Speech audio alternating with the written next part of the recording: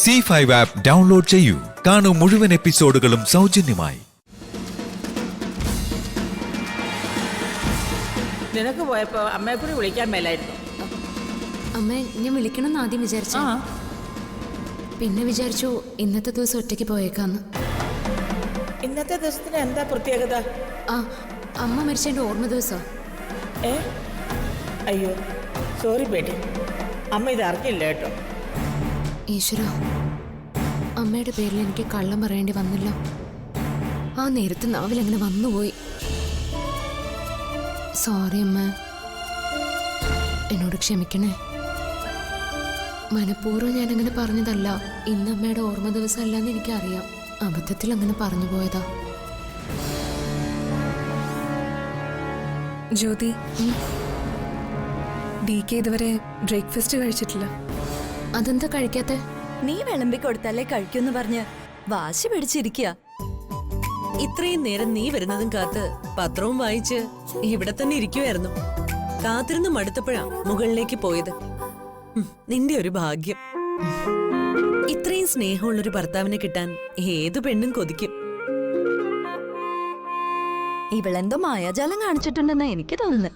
താരാ പറഞ്ഞത് ശരിയാ, ഞാനൊരു മായാജാലം കാണിച്ചിട്ടുണ്ട്. അതിപ്പോ ഞാൻ മാത്രല്ല, എല്ലാ ഭാര്യമാരും ഭർത്താക്കന്മാരോട് കാണിക്കുന്ന ഒരു മാജിക് തന്നെ. അയ്യേ, നീ എന്തൊക്കെയാ പറയുന്നേ? താര എന്താ ഉദ്ദേശിച്ചേ? നല്ല കഥയായി. ചക്കിനെന്ന് പറഞ്ഞ കൊക്കിനെന്നാ മനസ്സിലാക്കുന്നെ. ഈ മാജിക് വേറെയാ മോളെ. എന്നാ നീ പറയേ, ഞങ്ങളുടെ ഭർത്താക്കന്മാരോടും അതൊന്ന് പ്രയോഗിക്കണ്ടേ? അപ്പോ അവർക്ക് ഞങ്ങളോടുള്ള സ്നേഹവും കൂടുമല്ലോ. നിങ്ങൾ എന്തിനാ ഇവിടെ ചോദ്യം ചെയ്യുന്നേ?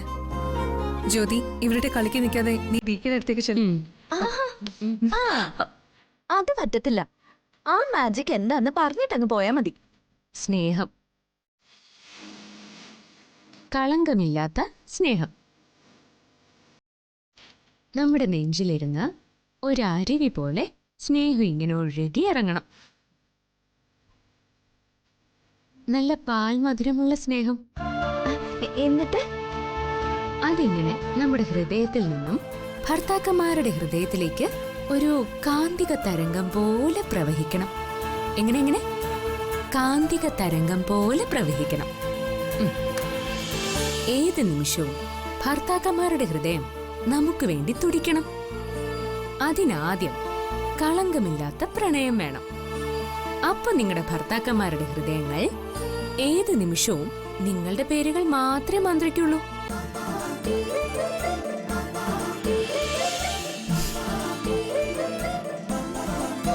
ഇപ്പൊ കാര്യം മനസ്സിലായില്ലേ? ഇതാണ് ആ മാജിക്. അപ്പൊ ഞാൻ പോട്ടെ.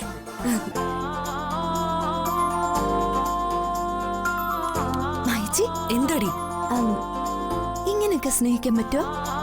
പറ്റുമായിരിക്കും. അവള് പറഞ്ഞത് സത്യമാണ്. സ്നേഹം കൊണ്ട് മാത്രമേ ഭർത്താക്കന്മാരെ കീഴടക്കാൻ പറ്റൂ.